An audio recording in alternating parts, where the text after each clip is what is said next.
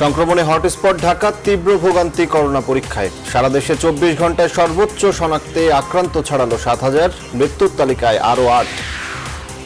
প্রাণহানিতে Vietnam যুদ্ধকে ছাড়ালো যুক্তরাষ্ট্র, আরও 11 প্রবাসী বাংলাদেশের মৃত্যু। সিঙ্গাপুরেও শ্রমিক আক্রান্ত বাড়ছে, দ্রুত টিকা তৈরিতে তৎপর Bharat.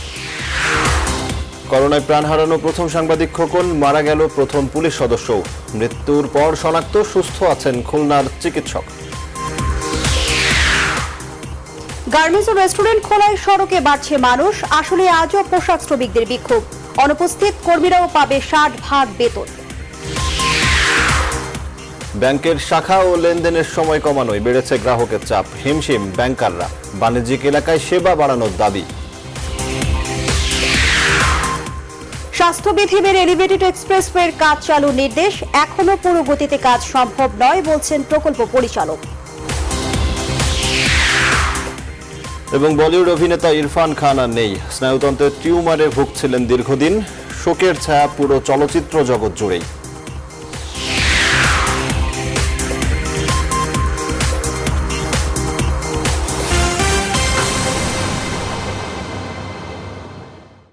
Rainbow allrounder exterior paint, বাংলাদেশের আবহাওয়া উপযোগী একমাত্র পেইন্ট। স্বাগত নিউজ 24 সন্ধ্যার সংবাদে। সঙ্গে আছি আমরা দুজন, আমি ফার্নাস জুই এবং আমি সজল দাস। দেখছিলেন শিরোনাম। ইলেকট্রোফরেটিক কোটিংকৃত মরিচারোধী ও বিদ্যুৎ সাশ্রয়ী Marquis pump. Marquis energy saving pump. এবারে বিস্তারিত। দেশে করোনা সংক্রমণের বিপজ্জনক হটস্পট রাজধানী ঢাকা। মোট আক্রান্তের অর্ধেকই সংক্রমিত হচ্ছে সবচেয়ে ঝুঁকিতে থাকা এই শহরে, আর 75% বেশি আক্রান্ত মিলছে শুধু ঢাকা বিভাগে। ঘনবসতি, চিকিৎসা আর বাণিজ্যিক কেন্দ্রবিন্দু হওয়ায় ঢাকার পাশাপাশি সংক্রমণের পরবর্তী হটস্পট নারায়ণগঞ্জ, গাজীপুর, কিশোরগঞ্জ ও নরসিংদী। বিশেষজ্ঞদের পরামর্শ, বিপর্যয় এখনই রুখতে হলে ঘনবসতিপূর্ণ এলাকায় চালাতে হবে ঘরে ঘরে স্বাস্থ্য পরীক্ষা। বিস্তারিত ফখরুল ইসলামের রিপোর্টে। 8 মার্চ দেশে করোনা সংক্রমণের পর প্রথম ক্লাস্টার সংক্রমণ ধরা পড়ে মাদারীপুরে। এরপর সেই ক্লাস্টার বা গুচ্ছ সংক্রমণ ছড়িয়ে পড়ে রাজধানীর হাসপাতাল সহ বিভিন্ন এলাকায়। সংক্রমণ রূপ নেয় কমিউনিটি ট্রান্সমিশনে। সবচেয়ে ঘনবসতির ঢাকায় সংক্রমণ যখন ঊর্ধ্বগতিতে ছড়ায়, তখন দেশে মোট আক্রান্তের অর্ধেক রোগী শনাক্ত হয় এই শহরে। ঝুঁকি পৌঁছায় সর্বোচ্চ পর্যায়ে। লকডাউন জারি হয় রাজধানীর অর্ধশতাধিক এলাকায়। আক্রান্তের দিক থেকে ঝুঁকি ছড়াতে থাকে রাজারবাগ, যাত্রাবাড়ি, লালবাগ, মোহাম্মদপুর, মিরপুর সহ অনেক এলাকায়। যাত্রাবাড়ি, লালবাগ, মোহাম্মদপুর, বংশাল, মহাখালী এবং মিটফোর্ডে একই সংখ্যক আক্রান্ত ব্যক্তি আছে। দেশে সবচেয়ে বেশি আক্রান্ত 24%ই 21 থেকে 30 বছর বয়সী। মৃত্যু হারেও দেশের সবচেয়ে বেশি সংখ্যা রাজধানীতে। রাজধানীর পর দেশের 75% বেশি আক্রান্ত ঢাকা বিভাগে। ঢাকার পর নারায়ণগঞ্জ, গাজীপুর, কিশোরগঞ্জ ও নরসিংদীতে আক্রান্ত ও সংক্রমণ বাড়ছে জ্যামিতিক হারে। আমাদের 50টি থানার মধ্যে 41টি থানায় করোনা রোগী শনাক্ত হয়েছেন। প্রায় 783টি বাড়ি আমরা চিহ্নিত করেছি। যখন আমার দুর্যোগটা আমি নিজে বুঝতে পারবো, যখন আমাদের সবাই সহযোগিতামূলক ভাবে কাজ করব, একে অপরকে সহযোগিতা করব, তখনই কিন্তু আমরা এই ব্যাপারটা থেকে রেহাই পেতে পারি। ঊর্ধ্বমুখী সংক্রমণের একমাত্র কেন্দ্র হিসেবে রাজধানী কেন্দ্রিক ঘনবসতি, চিকিৎসা ও বাণিজ্যিক কেন্দ্রস্থলকেই দুষছেন বিশেষজ্ঞরা। পাশাপাশি তারা বলছেন, রাজধানীতে নগর প্রশাসনিক কাঠামো তৈরি হলেও নেই জনসংখ্যা অনুপাতে ওয়ার্ড চিকিৎসা কাঠামো, যাতে করোনা সংক্রমণ নিয়ন্ত্রণে ব্যাগ পেতে হচ্ছে।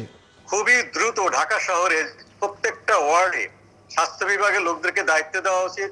সঙ্গে থাকবেন সিটি কর্পোরেশনের জনপ্রতিনিধিগণ, স্বেচ্ছাসেবকদের দিয়ে ঢাকা শহরের প্রতিটি বাড়িতে বাড়িতে স্বাস্থ্যসেবা নিয়ে যাওয়া উচিত। সক্রিয়ভাবে রোগী শনাক্ত বা যুক্ত করলেই আমরা ঢাকা সহ বা যে কোনো এলাকাকেই আমরা করোনার ঝুঁকি কমাতে পারি। ঢাকাকে ঝুঁকিমুক্ত করতে নিয়ন্ত্রণ করতে হবে ক্লাস্টার সংক্রমণ। সক্রিয় রোগী শনাক্তের মধ্য দিয়ে চালু করতে হবে প্রাতিষ্ঠানিক কোয়ারেন্টাইন। করোনায় সবচেয়ে ঝুঁকিতে থাকা এই রাজধানীতে প্রতিদিনই বাড়ছে আক্রান্ত। লকডাউনে 58টি এলাকা। সংক্রমণ এখান থেকে ছড়াচ্ছে শহর কি গ্রামে। বিশেষজ্ঞরা বলছেন, অর্থনীতির প্রাণকেন্দ্র এই রাজধানী এবং তার বাসিন্দাদের ঝুঁকি থেকে বাঁচাতে এখনই নিতে হবে সমন্বিত কঠোর পরিকল্পনা। ফখরুল ইসলাম, নিউজ 24, ঢাকা। করোনা পরীক্ষা করাতে গিয়ে ভোগান্তির শিকার হচ্ছেন মানুষ।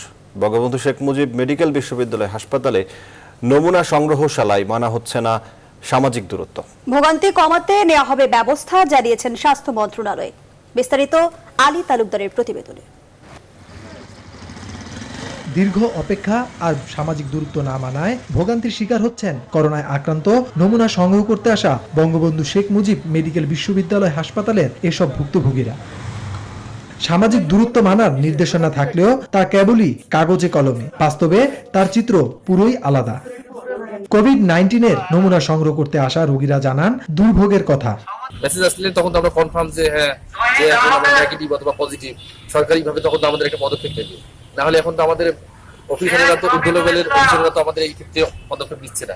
মানুষের টেনশন আমাদের বাড়তেছে, কিন্তু হয়তো পজিটিভ আসবে না, নেগেটিভ একটা আসলে তো আমাদের একটা ইয়া থাকবে, তাই তো হচ্ছে না। 3 দিন আগে আসছি, এখন আমি এমনি রুগী মানুষ, হ্যাঁ, এখন আমি আরো রুগী হয়ে যেতেছি। অন্যান্য রোগ নিয়ে আসা রোগীরা জানায় জ্বর ঠান্ডা থাকার কারণে এই কোভিড টেস্ট নিতে এসেও শিকার হচ্ছেন দুর্ভোগের। ডায়ালিসিস না নিলে শ্বাসকষ্ট শুরু হয়, অনেক রকমের প্রবলেম হয়। 18 ঘন্টার মধ্যে দেওয়ার কথা রিপোর্ট, আজকে প্রায় 24 ঘন্টা পার হয়ে গেছে। আমার মা ডায়ালিসিসের রোগী, আমার মা 8 দিন ডায়ালিসিস পায় না। যে নাম্বারগুলোতে ফোন দেয়, ফোনগুলো খুব বিজি, এই জন্য কথা বলতে পারতেছি না, যার কারণে আমি ফিজিক্যালি আইসা ওনার সাথে কথা বললাম। বঙ্গবন্ধু হাসপাতালের এই দুর্ভোগের বিষয়ে স্বাস্থ্য মন্ত্রণালয় জানায় এ বিষয়ে দ্রুতই সিদ্ধান্ত নেবে তারা। আলী তালুকদার, নিউজ 24, ঢাকা। দেশে নতুন করে করোনা ভাইরাস শনাক্ত হয়েছে 641 জনের। গত 24 ঘন্টায় মৃত্যু হয়েছে 8 জনের। আজ দুপুরে দেশে করোনা ভাইরাস পরিস্থিতি নিয়ে অনলাইনে ব্রিফিংয়ে এ তথ্য জানান স্বাস্থ্য অধিদপ্তরের অতিরিক্ত মহাপরিচালক অধ্যাপক নাসিমা সুলতানা। তিনি জানান, এ পর্যন্ত দেশে করোনা ভাইরাসে মোট আক্রান্ত হয়েছেন 7103 জন এবং মোট মারা গেছেন 163 জন। আরও জানান, নতুন করে 11 জন সহ মোট সুস্থ হয়েছেন 150 জন। গত 24 ঘন্টায় নমুনা পরীক্ষা করা হয়েছে 4968 জনের। পরীক্ষা করা হয়েছে 4968টি, যা আগের দিনের তুলনায় 14.68% বেশি। আমরা এ পর্যন্ত যা নমুনা পরীক্ষা করেছি সেটা হলো 59,701টি। কোভিড-19 শনাক্ত হয়েছে 641 জন এবং এ পর্যন্ত আমাদের 7103 জনকে কোভিড-19 ভাইরাস শনাক্ত হয়েছে। আমি অতি দুঃখের সাথে জানাচ্ছি আমাদের আজকেও মৃত্যু আছে এবং এই মৃত্যু 24 ঘন্টায় 8 জন এবং এ পর্যন্ত মৃত্যুবরণ করলেন 163 জন। আমাদের বেশিরভাগ মৃত্যু হলো ঢাকা ডিভিশনে এবং ঢাকা ডিভিশনেই এই টোটাল যা মৃত্যু হয়েছে তার মধ্যে 137 জন ঢাকা ডিভিশনে। কর্মক্ষেত্রে সব রিপোর্টারকে মনোবল চাঙ্গা রাখার আহ্বান জানিয়ে সাংবাদিক হুমায়ুন কবির খোকন নিজেই হেরে গেলেন কোভিড-19 কাছে। করোনা ভাইরাস যুদ্ধে গণমাধ্যমের প্রথম শহীদ তিনি। দৈনিক সময়ের আলোর নগর সম্পাদক এবং প্রধান প্রতিবেদক ছিলেন খোকন। তার এমন চলে যাওয়ার পরই দাবি উঠেছে ফ্রন্ট লাইন ফাইটার হিসেবে চিকিৎসকদের পরের কাতারই সংবাদকর্মীদের অবস্থান নির্ধারণ করার পাশাপাশি ইন্স্যুরেন্স সুবিধা প্রদানের বিষয়টি গুরুত্ব দিয়ে বিবেচনার দাবিও তুলেছেন অনেকে। বিস্তারিত তৌহিদ শান্তর রিপোর্টে। এমন এক বিস্তৃত হাসি মুখ, পরিবারের এই বন্ধন নিয়তির পরিহাসে নিমিষেই হারিয়ে গেল। কোভিড-19 অতল অসীম গহ্বরে ডুবে গেলেন হুমায়ুন কবির খোকন। শহীদের খাতায় খোকনের নাম, আর সম্মুখ যোদ্ধা হিসেবে চিকিৎসক সমাজের পরের তালিকায় এবার সংবাদ মাধ্যম, সংবাদকর্মীরা। শ্বাসকষ্ট নিয়ে মঙ্গলবার হাসপাতালে ভর্তি হন আর এর ঘণ্টাখানেকের মধ্যেই মারা যান। মৃত্যুর পর জানা গেল খোকন করোনা পজিটিভ ছিলেন। আমরা লাইফ সাপোর্টে মেশিনে দেওয়ার আগে দেখলাম যে পেশেন্ট আসলে ধীরে ধীরে অবনতির দিকে যাচ্ছে এবং ব্রেন ডেথ, যেটাকে আমরা বলি, ব্রেন ডেথের দিকে আগানো শুরু করলো। যিনি এইরকম সংবাদের শিরোনামগুলা লিখতেন যাতে মনোবল না হারাইতে, তিনিই কিন্তু আজকে চলে গেলেন। অসম্ভব একজন ভালো সংগঠক আমি বলবো, এবং আমাদের এজ এ কলিগ হিসেবে, বড় ভাই হিসেবে উনি অত্যন্ত অমায়িক ছিলেন। খোকনের মরদেহ তার পরিবারের লোকজন, ওনার মা, ওনার ছোট ভাই, ওনার বোন, তারা এসেছিলেন। ওনারা তার মরদেহ নিয়ে গেছেন কুমিল্লার মুরাদনগর। সংবাদকর্মী খোকনের এত দ্রুত মৃত্যু হতবিহ্বল করে ফেলেছে সাংবাদিকদের। এত অল্প সময়ে তার মৃত্যু ঘটে গেল, যেটা আমাদের কাছে একদিকে তো অকাল মৃত্যু, অন্যদিকে হচ্ছে অত্যন্ত অপ্রত্যাশিত দ্রুততায়। প্রমাণিত হলো যে করোনা মোকাবেলায় সাংবাদিকরা অত্যন্ত ঝুঁকিপূর্ণ অবস্থানে রয়েছে। তারা মনে করেন এমন পরিস্থিতিতে ঠিক এই মুহূর্তেই সরকার গণমাধ্যমের পাশে না দাঁড়ালে সম্মুখ সমরের এই যোদ্ধারা আত্মবিশ্বাস হারাবে। চিকিৎসক সমাজকে যেভাবে প্রণোদনা দিয়ে কাজে নিয়মিত করা হচ্ছে, ঠিক একইভাবে গণমাধ্যম কর্মীদেরকেও সরকার সর্বোচ্চ গুরুত্ব দেবে বলে আমি মনে করি। সাংবাদিকদের মৃত্যু হলেও চিকিৎসকদের মতোই 50 লাখ টাকার ইন্স্যুরেন্স কভারেজ থাকবে। সকলের জন্যই একটা উন্নত মানের পিপি সরবরাহ থাকা খুব দরকার। এখন পর্যন্ত অন্তত 33 জন সংবাদকর্মী কোভিড-19 আক্রান্ত হয়েছেন, আর চিকিৎসকদের পরেই প্রাণ হারালেন তাদেরই একজন। তৌহিদ শান্ত, নিউজ 24, ঢাকা। এদিকে করোনা আক্রান্ত হয়ে মারা গেলেন ঢাকা মেট্রোপলিটন পুলিশের কনস্টেবল মোহাম্মদ জসিমউদ্দিন। ইন্না লিল্লাহি ওয়া ইন্না ইলাইহি রাজিউন। করোনা যুদ্ধে আত্ম উৎসর্গকারী যোদ্ধা ঢাকা মেট্রোপলিটন পুলিশের ওয়ারি বিভাগের একটি পুলিশ ফাঁড়িতে কর্মরত ছিলেন। হঠাৎ করে জ্বরে আক্রান্ত হলে গত 25 এপ্রিল তার নমুনা সংগ্রহ করে আইইডিসিআরে করোনা পরীক্ষার জন্য পাঠানো হয়। এরপর থেকেই তিনি কোয়ারেন্টাইনে ছিলেন। মঙ্গলবার রাতে কোয়ারেন্টাইনে থাকা অবস্থায় হঠাৎ করেই বেশি অসুস্থ হয়ে পড়লে তাকে তাৎক্ষণিকভাবে ঢাকা মেডিকেল কলেজ হাসপাতালে নেওয়া হলে দায়িত্বরত চিকিৎসক রাত 10টায় জসিমউদ্দিনকে মৃত ঘোষণা করেন। আজ আইইডিসিআর থেকে জানানো হয় মোহাম্মদ জসিমউদ্দিন করোনা পজিটিভ ছিলেন। বাংলাদেশ পুলিশের ব্যবস্থাপনায় জসিমউদ্দিনকে গ্রামের বাড়ি কুমিল্লায় ধর্মীয় রীতি মেনে দাফন করা হয়েছে।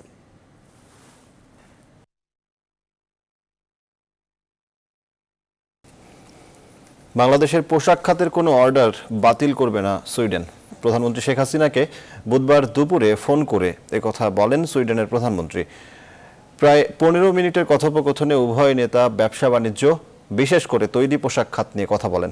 সুইডেন সহ অন্যান্য আন্তর্জাতিক ক্রেতাদের তৈরি পোশাক সংক্রান্ত ক্রয়াদেশ বাংলাদেশ পূরণ করতে পারবে বলে এ সময় আশা প্রকাশ করেন প্রধানমন্ত্রী। বলেন, সব স্বাস্থ্যবিধি মেনে রপ্তানিমুখী পোশাক কারখানা খুলে দেওয়া হয়েছে। দুই দেশের করোনা ভাইরাস পরিস্থিতিও উভয় নেতার আলোচনায় উঠে আসে। কোভিড-19 মোকাবেলায় আন্তর্জাতিক সম্প্রদায়কে একযোগে কাজ করার জন্য আহ্বান পুনর্ব্যক্ত করেন প্রধানমন্ত্রী শেখ হাসিনা।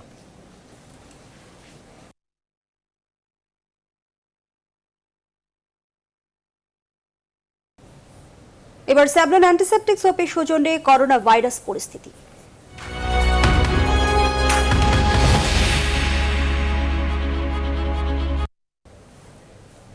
মরণ ঘাতী করোনা ভাইরাস আবারও একদিনে প্রাণ কেড়ে নিল 6,300-র বেশি মানুষের। বিশ্বজুড়ে মৃতের সংখ্যা 2,18,000 ছাড়িয়েছে। আক্রান্ত হয়েছে 31,50,000-এর বেশি মানুষ। কোনোভাবেই থামছে না যুক্তরাষ্ট্রের মৃত্যু আর সংক্রমণ। দেশটি 24 ঘন্টায় আরও প্রায় 2,500 মানুষের মৃত্যু দেখল। তবে স্বস্তির নিঃশ্বাস ফেলতে শুরু করেছে ইতালি, স্পেন সহ ইউরোপের বেশ কয়েকটি দেশ। এদিকে করোনার প্রকোপ দৃশ্যমান হতে শুরু করেছে এশিয়ার দেশগুলোতে। পাকিস্তানে একদিনে ঘটেছে সর্বোচ্চ মৃত্যুর ঘটনা, ভারতেও বাড়ছে প্রকোপ। আর মহামারীকে কাজে লাগিয়ে পৃথিবীকে নতুন করে সাজিয়ে তুলতে বিশ্ব নেতাদের প্রতি আহ্বান জানিয়েছেন জাতিসংঘের মহাসচিব। মাসুদ রানার ডেস্ক রিপোর্ট। করোনা মহামারীতে বিশ্বব্যাপী কমছে মৃতের সংখ্যা, তবে সংকটের মেঘ কাটছে না যুক্তরাষ্ট্রের। আরও একটি অন্ধকার দিন পার করল দেশটি। একদিনেই প্রায় 2,500 মানুষ মারা গেল সেখানে। এর আগে ভিয়েতনাম যুদ্ধে 58,000-এর বেশি মার্কিনীর মৃত্যু হয়েছিল। তবে কয়েক মাসের মধ্যে যুক্তরাষ্ট্র সেই সংখ্যাকে ছাড়িয়ে গেছে। দেশটিতে প্রায় 60,000 মানুষ করোনায় প্রাণ হারালো। দেশ জুড়ে আক্রান্ত ছাড়িয়েছে 10 লাখ। এদিকে ব্রাজিলে দীর্ঘ হচ্ছে লাশের সারি। একদিনে এই দেশটিতেও মৃত্যু 500 ছাড়িয়েছে। এছাড়া France, Germany, Canada, Belgium, Netherland সহ বেশ কয়েকটি দেশে বাড়ছে মৃত্যু আর সংক্রমণ। মহামারীর শুরু থেকে রাশিয়াতে করোনার প্রকোপ দেখা না দিলেও এবার খানিকটা বাড়তে শুরু করেছে। এরই মাঝে দেশটির প্রেসিডেন্ট জানিয়েছেন, করোনা ভাইরাস মোকাবেলায় চিকিৎসা কর্মীদের ব্যক্তিগত সুরক্ষা উপকরণের ঘাটতি দেখা দিয়েছে। এদিকে ইতালিতে 27,000 মানুষের মৃত্যুর পরে আগের তুলনায় কমতে শুরু করেছে করোনার প্রকোপ। স্বস্তির নিঃশ্বাস ফেলতে শুরু করেছে নগরবাসী। স্পেনে শোক আতঙ্ক খানিকটা কমছে। যুক্তরাজ্যে নতুন করে 500-র বেশি মৃত্যু হলেও কমছে করোনার প্রকোপ। এখন পর্যন্ত ব্রিটেনে করোনায় যত মানুষের প্রাণহানি হয়েছে তার 1/2 মৃত্যু হয়েছে কেয়ার হোমগুলোতে। এমন অবস্থায় দেশটির সরকার এখন থেকে প্রতিদিন কেয়ার হোম এবং কমিউনিটিতে মৃতের সংখ্যা জানানোর সিদ্ধান্ত নিয়েছে। তবে যেন ধীরে ধীরে বেশ খানিকটা বাড়ছে এশিয়ার সংক্রমণ আর মৃত্যু। পাকিস্তানে করোনা ভাইরাসে আক্রান্ত হয়ে সবচেয়ে বেশি মৃত্যু হয়েছে মঙ্গলবার। দেশটির সরকারি তথ্য অনুসারে একদিনে 28 জন মারা গেছে। গেল 24 ঘন্টায় ভারতে করোনায় আক্রান্ত হয়েছে প্রায় 2000 মানুষ, মৃত্যু হয়েছে 73 জনের। আক্রান্ত আর মৃত্যু বাড়ছে ইন্দোনেশিয়া, মালয়েশিয়া, ফিলিপাইন সহ বেশ কয়েকটি দেশে। এদিকে মহামারীকে কাজে লাগিয়ে পৃথিবীকে নতুন করে সাজিয়ে তুলতে বিশ্ব নেতাদের প্রতি আহ্বান জানিয়েছেন জাতিসংঘের মহাসচিব। সেই সাথে তিনি জলবায়ু পরিবর্তনের মতো বৈশ্বিক হুমকি মোকাবেলায় তাদের একসঙ্গে কাজ করার আহ্বান জানিয়েছেন। মাসুদ রানা, নিউজ 24। সিঙ্গাপুরে অভিবাসী শ্রমিকদের মধ্যে করোনা ভাইরাসের সংক্রমণ বৃদ্ধি অব্যাহত রয়েছে। গত 24 ঘন্টায় দেশটিতে নতুন করে 690 জনের শরীরে ধরা পড়েছে প্রাণঘাতী এই ভাইরাস। তাদের মধ্যে 684 জনই অভিবাসী শ্রমিক বলে জানা গেছে। এ নিয়ে বুধবার পর্যন্ত দেশটিতে মোট আক্রান্তের সংখ্যা দাঁড়িয়েছে 15,641 জনে। তাদের মধ্যে 12,000-এর বেশি। আর দেশটিতে প্রবাসী বাংলাদেশি আক্রান্তের সংখ্যা প্রায় 6,500। সিঙ্গাপুর ছাড়াও করোনার প্রকোপে বিশ্বজুড়ে ছড়িয়ে থাকা প্রবাসী বাংলাদেশিরাও পর্যদস্ত। এখন পর্যন্ত প্রবাসে থাকা 400-র বেশি বাংলাদেশি মারা গেছেন। যুক্তরাষ্ট্রে প্রাণ হারিয়েছেন 217 জন। নতুন করে 2 নারী সহ আরও 11 প্রবাসী বাংলাদেশির মৃত্যুর খবর পাওয়া গেছে দেশটিতে। আর প্রাণহানির বেশিরভাগই ঘটেছে নিউ ইয়র্কে। যুক্তরাজ্যেও মৃত্যু হয়েছে 1.5 শতাধিক প্রবাসী বাংলাদেশির। এছাড়া সৌদি আরবে প্রাণ গেছে 1/2 শতাধিক প্রবাসী বাংলাদেশির।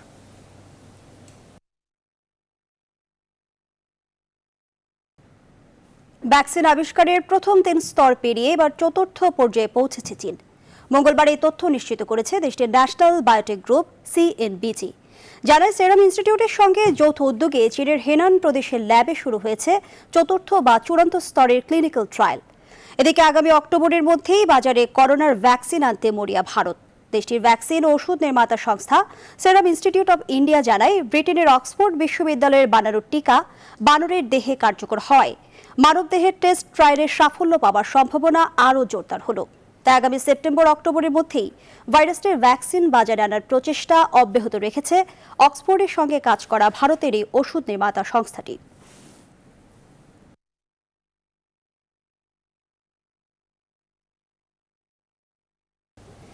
করোনা ভাইরাসে আক্রান্ত খুলনা মেডিকেল কলেজ হাসপাতালের চিকিৎসক ডক্টর মাসুদ আহমেদের উন্নতি হয়েছে।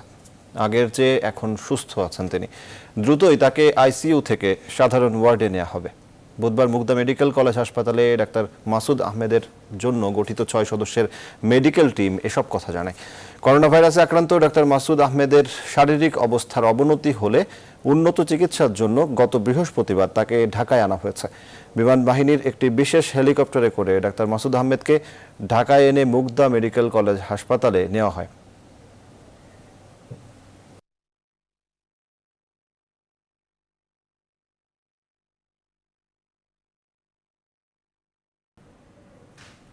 রাজধানীর রাস্তায় চলছে অগণিত যানবাহন, মানুষের সংখ্যাও চোখে পড়ার মতো।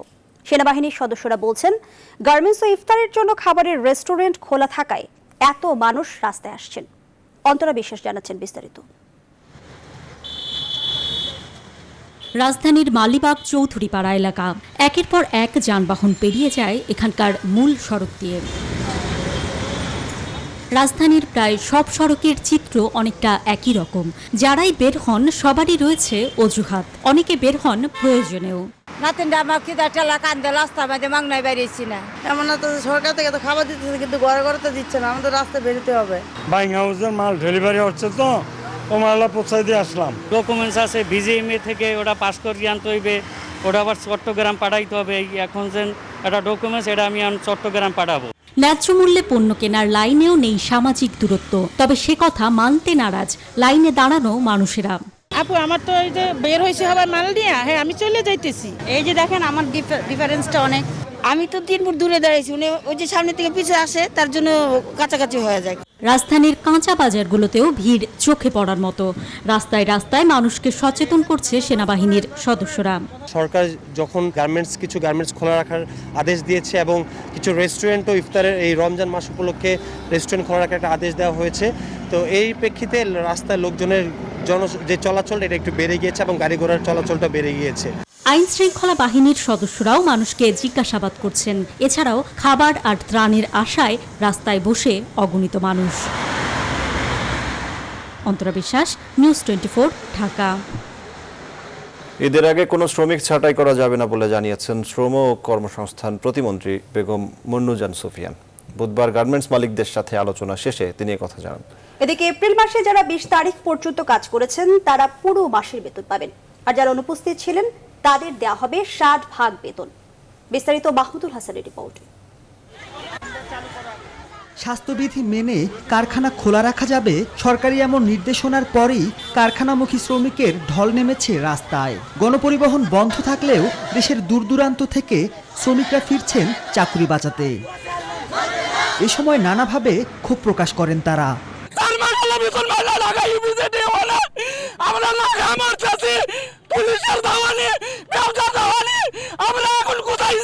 আমরা বাইরে এই জন্যই আসি, কারণ এখন আমাদের পেটের ক্ষুধা, করোনার ভয় আমরা কিভাবে আমরা তো ভাতেই মরতে আছি। শ্রমিকদের বেতন ভাতা প্রদানের বিষয়ে সিদ্ধান্ত নিতে বুধবার মালিকদের নিয়ে বৈঠক করেন শ্রম প্রতিমন্ত্রী।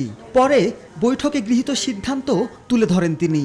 এপ্রিল 2020 মাসে যে সকল শ্রমিক কাজ করেছেন তারা সম্পূর্ণ মাসের বেতন পাবেন, আর যারা কাজ করেনি তারা মোট বেতন ভাতা 60% পাবেন। শ্রমিকদের কারখানামুখী স্রোত যখন চরমে, তখন শ্রমিকদের না আসতে বুধবার সকালে গণমাধ্যমে বিজ্ঞপ্তি পাঠায় বিজিএমইএ, কিন্তু অদৃশ্য কারণে পরে তা তুলেও নেয় তারা। বিষয়টি নিয়ে সংশ্লিষ্টদের কাছে প্রশ্ন করেও কোনো উত্তর মেলেনি। নিয়মগুলো আছে, এগুলো ফ্যাক্টরিটি মানা হচ্ছে হয়তো, এবং তাদের বলা হয়েছে আগে মেশিনটা গায়ে গায়ে ছিল, তাদের বলে দেওয়া হয়েছে এই যে মেশিনে মানুষের যে 3 ফিট দূরত্ব, সেইভাবে যেন তাদের কাজটা, দেখা গেল একটা মেশিন অফ করে দিয়ে তারপর মেশিনটা কাজ করলো। ঈদের আগে শ্রমিকদের বেতন ভাতা কি উপায়ে পরিশোধ করা যায়, বিষয়টি নিয়ে আবারও বৈঠক করবে শ্রম মন্ত্রণালয়। ঈদের পূর্বেই যাতে। মাহমুদুল হাসান, নিউজ 24, ঢাকা। সন্ধ্যার সংবাদের এ পর্যায়ে একটা বিরতি দিচ্ছি, ফিরছে আরো খবর নিয়ে। সঙ্গে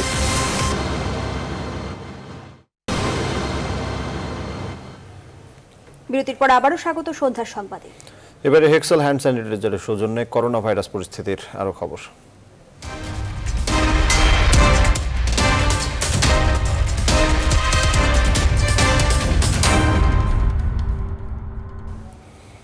সব প্রস্তুতি সম্পন্ন শেষে উদ্বোধনের অপেক্ষায় রয়েছে অস্থায়ীভাবে নির্মিত বসুন্ধরা করোনা হাসপাতাল।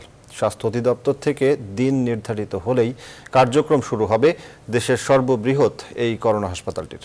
বুধবার ইন্টারন্যাশনাল কনভেনশন সিটি বসুন্ধরায় নিয়মিত ব্রিফিংয়ে তথ্য জানান আইসিসিবির প্রধান পরিচালন কর্মকর্তা এম জসিমউদ্দিন।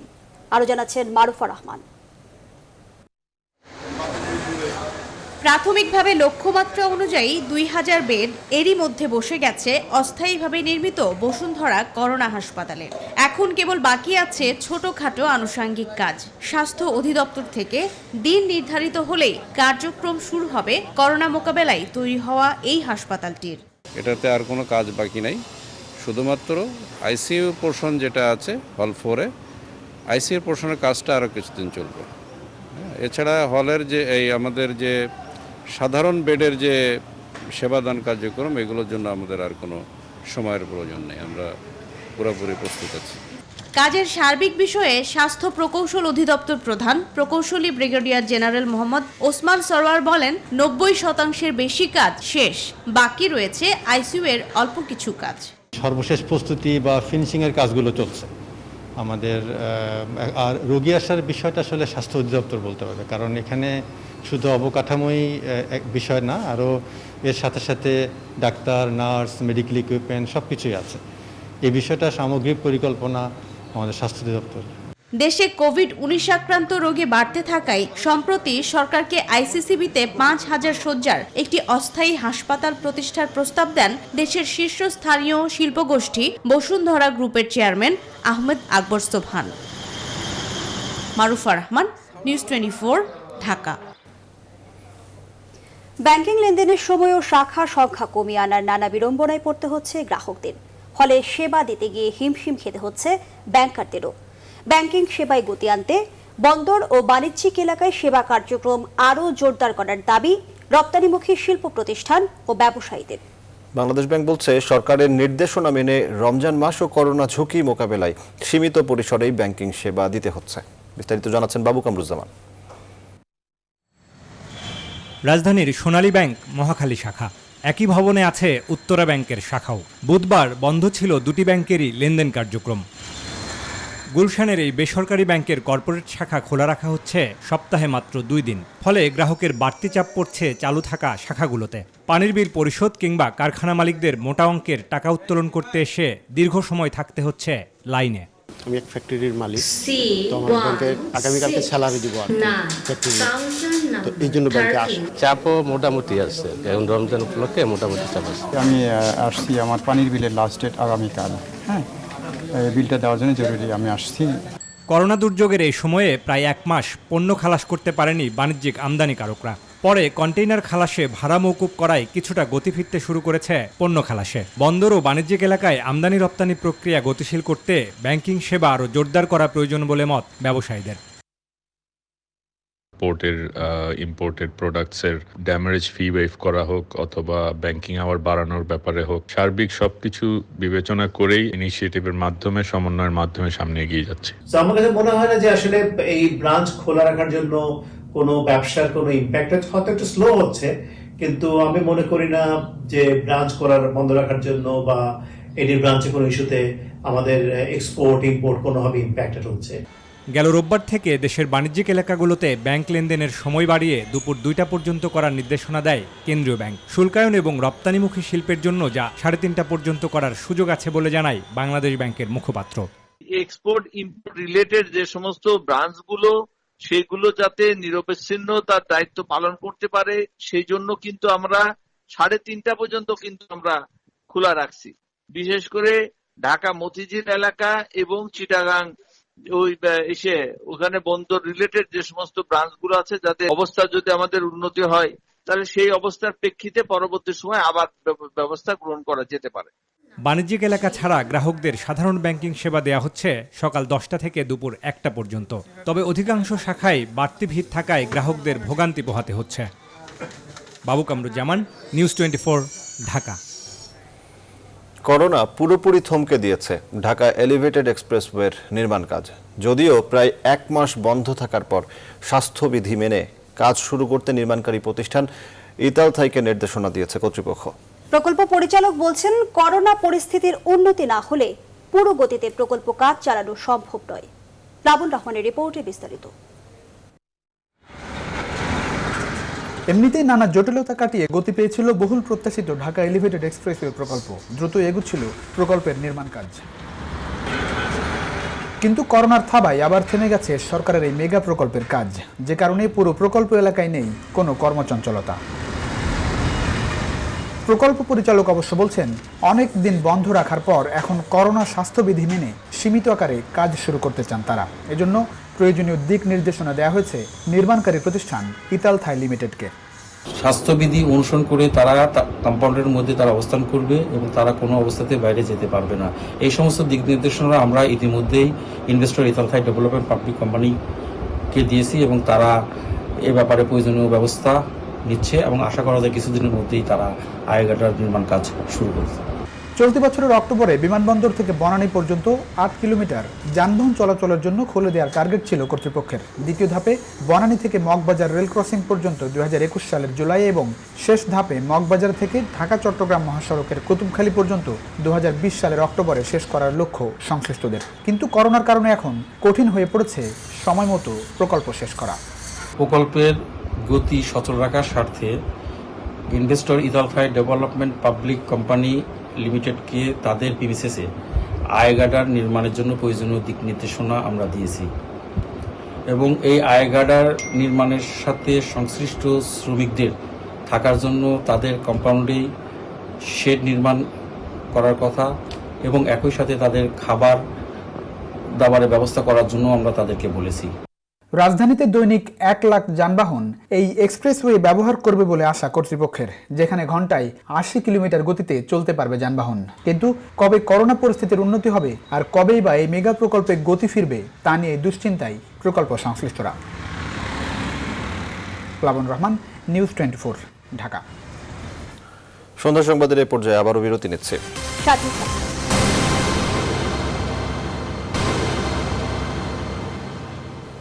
বিরতির পর আবারও স্বাগত। দেখছেন নিউজ 24 সংবাদ। ডেঙ্গু প্রতিরোধে 10 মের মধ্যে নিজ নিজ বাড়ি এবং নির্মাণাধীন ভবন পরিষ্কার পরিচ্ছন্ন রাখার আহ্বান জানিয়েছেন স্থানীয় সরকার মন্ত্রী তাজুল ইসলাম। অন্যথায় ব্যবস্থা নেওয়া হবে বলে হুঁশিয়ারি দেন তিনি। 2 সিটি কর্পোরেশনের কাছে 1 বছরের ওষুধ মজুদ আছে বলেও জানান মন্ত্রী। 10 তারিখের ভিতরে আমি আশা করি নিজেদেরকে রক্ষা করার জন্য এবং সব মানুষকে রক্ষা করার জন্য স্ব অবস্থান থেকে উদ্যোগ নেবেন এবং তারা কাজটা করবেন এবং এটাকে পরিষ্কার পরিচ্ছন্ন করে ফেলবেন। আর এটা না করলে 10 তারিখের ভিতরে আমরা আপনার ম্যাজিস্ট্রেট নিয়োগ করব এবং ম্যাজিস্ট্রেট নিয়োগ করে সেখানের মধ্যে তাদেরকে আপনার সব জায়গাতে তার বিরুদ্ধে আইনানুগ ব্যবস্থা নেওয়া হবে, জরিমানা সহ যা যা আইনগত ব্যবস্থা নেওয়া দরকার যে হোক না কেন, এটা সরকারি প্রতিষ্ঠান হোক, বেসরকারি প্রতিষ্ঠান হোক, সিটি কর্পোরেশনের বিল্ডিং হোক অথবা এলজিডির বিল্ডিং হোক। নারায়ণগঞ্জে বসুন্ধরা গ্রুপের উদ্যোগে 3000 কর্মহীন ও অসহায় পরিবারের মাঝে খাদ্য সামগ্রী দেওয়া হয়েছে। কোভিড-19 সংক্রমণের প্রভাবে সৃষ্ট কর্মহীন ও অসহায় মানুষের জন্য বসুন্ধরা গ্রুপের ব্যবস্থাপনা পরিচালক সায়েম সোভান আনভিরের দেয়া উপহার খাদ্য সামগ্রী স্থানীয় প্রশাসনের কাছে হস্তান্তর করা হয়। উপহার খাদ্য সামগ্রীর মধ্যে রয়েছে চাল, ডাল, আটা, আলু, সয়াবিন তেল।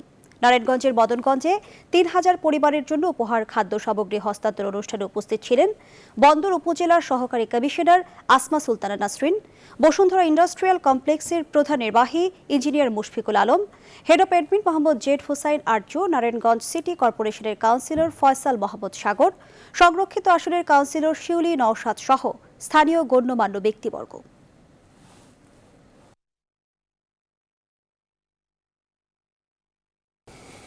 এবারে ফার্স্ট সিকিউরিটি ইসলামী ব্যাংক অর্থ বাণিজ্য সংবাদ।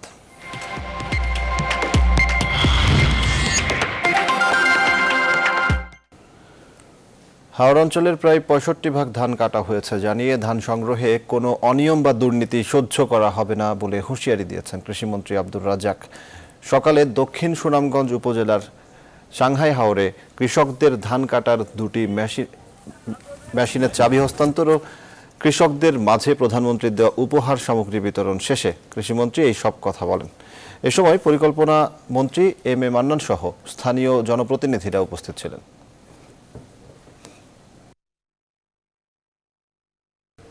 দর্শক, এই ছিল সন্ধ্যা সংবাদ আয়োজনে। এতক্ষণ সাথে থাকায় ধন্যবাদ সবাইকে।